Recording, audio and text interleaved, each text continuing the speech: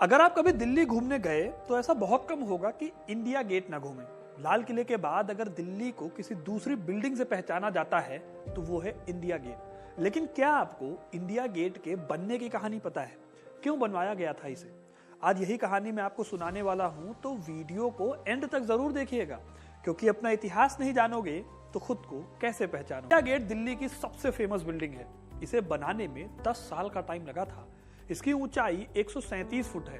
इसके कोनों के मेहराबों पर ब्रिटिश सूरज उकेरा गया है, जबकि मेहराब के दोनों तरफ इंडिया छपा हुआ है। मेमोरियल को बनाने के लिए राजस्थान के सैंडस्टोन और साउथ इंडिया के ग्रेनाइट पत्थर का इस्तेमाल किया गया। जब इंडिया गेट बनकर तैयार हुआ था तब इसके सामने जॉर्ज पंचम की एक मूर्ति लगी हुई थी, जिसे बाद में अंग्रेजी राज की दूसरी मूर्तियों के साथ कोरोनेशन पार्क में स्थापित कर दिया गया था।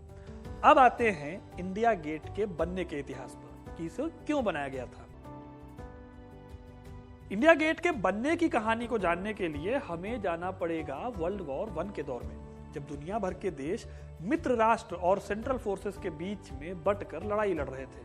अब भारत तो ब्रिटेन की गुलामी झेल रहा था, तो ब्रिटेन ने भारत में मौजूद अपनी सेना को कई फ्रंट्स पर लड़ने के लिए भेजा।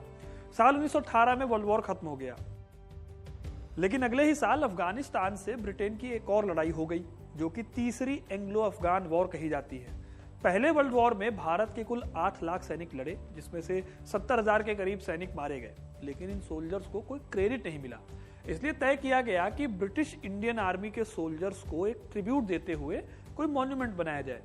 सबसे पहले साल 1917 में Indian imperial war Graves commission यानी कि IIWGC ने ऐसा ही एक मॉन्यूमेंट बनाने का प्रपोजल रखा।